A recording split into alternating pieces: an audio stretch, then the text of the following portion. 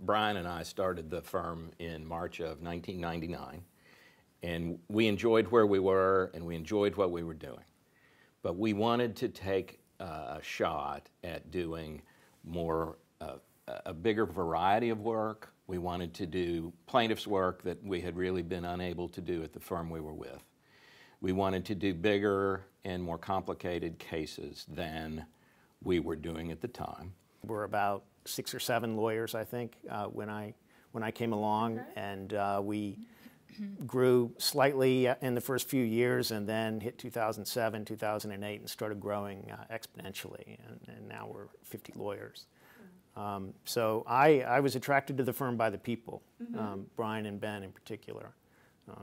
Saw them as really excellent lawyers, really excellent people, smart people, and they kind of have a philosophy where if you build it, they will come. You get the right people here, the business will come, the clients will come, and the success will come. What appealed to me about Bailey and Glasser was it almost is like a collection of people doing, who are passionate about one particular area of the law and who are pursuing excellence in that one area. And I do think that's unique. There are a lot of law firms who, the practice of the firm focuses on one particular area or 2 particular areas, and everybody has to join in and become that kind of lawyer. But that's not the case here. We try hard, and I think we succeed in working together across all of our offices when we have complicated cases that need that kind of attention. I mean, the cases that John and Elizabeth are talking about that may be based in Boston, but you work on them with folks here in the Charleston office, with John Marshall. Of course, John Barrett's in both offices. Our lawyers in D.C. do similar kind of work. And when we have issues that are new or that need a second set of eyes, we go to offices elsewhere to do it. Every one of the cases that I just described, I worked on with at least one lawyer from one of our other offices. We get lots of calls from people saying, John or Elizabeth, I've got this case, and this company is doing this thing in their business, and they're probably doing it to a lot of people. What do you think about that? And we'll look at it. Sometimes we'll say, let's pursue that. Sometimes we'll say, let's not. But when we do say, let's pursue that, we like to partner with the lawyer who brings the case in. Bring all of our resources to bear, the 50 lawyers that we can dispatch to work on complicated issues when we need to do that, the money that we can spend on expert witnesses when we need to do that.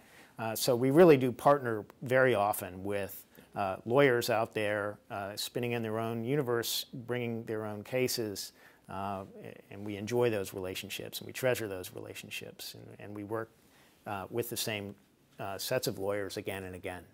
I was on the plaintiff's steering committee in the lawsuit that was based in California, brought against Toyota for problems in their electronic throttle controls that made cars suddenly accelerate, made your cars go when you didn't want them to go.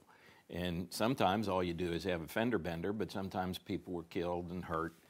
And that case took 5 years to resolve. I mean, we first started looking at that in 2008 on behalf of the family of a lovely elderly lady who died in Flint, Michigan.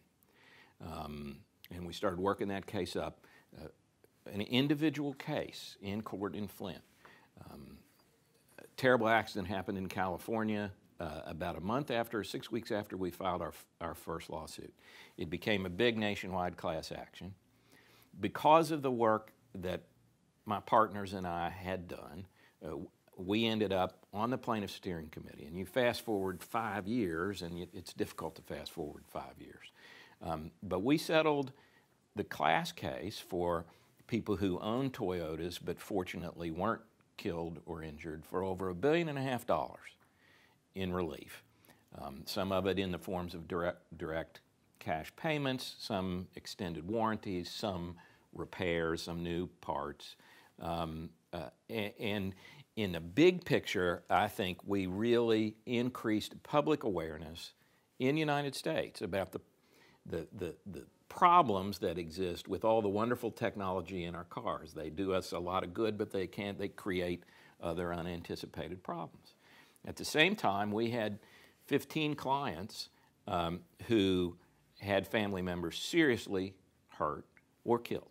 And the court put a settlement process in place to resolve those cases. And we are about to finish all those up. We've been able to bring cases that have a real impact on people's lives. For example, we bring a lot of cases against finance companies and banks. We recently brought a series of cases against companies that finance cars and repossessed people's cars when they fell behind. In Massachusetts, like in most states, people have rights when their cars are repossessed. And if those rights are violated, they have the right to bring a claim against that company. We brought those cases very successfully in Massachusetts and other states. We've recovered money from people. In a recent resolution of a case, we recovered thousands of dollars for thousands of individuals. We were hired by a large nursing home company that had been hit with a $90 million punitive damages verdict in court here in West Virginia. It's one of the biggest punitive damages verdicts ever. $90 million for a nursing home company that has to hire people who don't make a whole lot of money makes a big difference, right? And we were hired after the trial, and Brian and I, along with lawyers in 2 or 3 of our offices, prepared all the post-trial motions, argued them, and took it finally to the state Supreme Court, where I argued an appeal. And I managed to reduce that $90 million verdict by about $60 million. Now, I wish I'd been able to reduce it more. But that makes a big difference for even a big corporate client like that who'd made a big investment in West Virginia and was about to see a lot of it taken away by a big verdict like that. Another of our clients was in her mid-70s, and she obtained a mortgage loan from a large bank. And it had a 20-year balloon payment, which meant that when she was in her mid-90s, she would have to make a balloon payment somewhere in excess of $100,000, which was actually more than her home was worth. We were looking at a woman, if she were to live that long, she would be kicked out of her home by the bank. And we were able to represent her, represent other class members, and they're safe and sound in their homes today. We do our best work in the criminal area where I can prevent someone from being charged with a crime. I can't talk about those cases because nobody wants to admit that they were being investigated and nothing happened.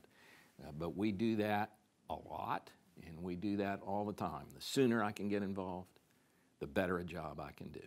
But if we have to take it all the way through trial, we do that. And we do it for people in industry, we do it for public officials, we do it for professionals routinely and all the time. And we have a China practice. I mean, that's a big deal. I think for a firm of 40 to 50 lawyers, especially one headquartered in Charleston, West Virginia, I would venture to say we are the only law firm in this area that has a China practice. And that's one of the very exciting things that we have going on. We have lawyers here who speak Mandarin Chinese, and they practice almost exclusively with Chinese clients.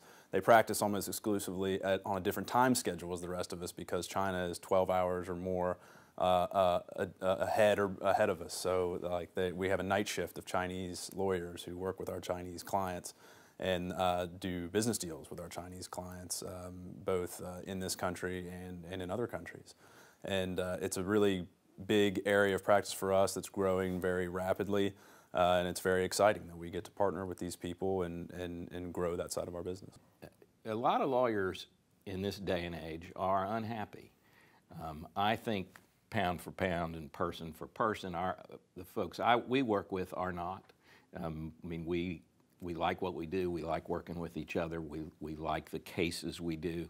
We have the luxury of doing cases that we want to do and saying no if we don't. Mm-hmm. You can't ask for much more than that in a work environment.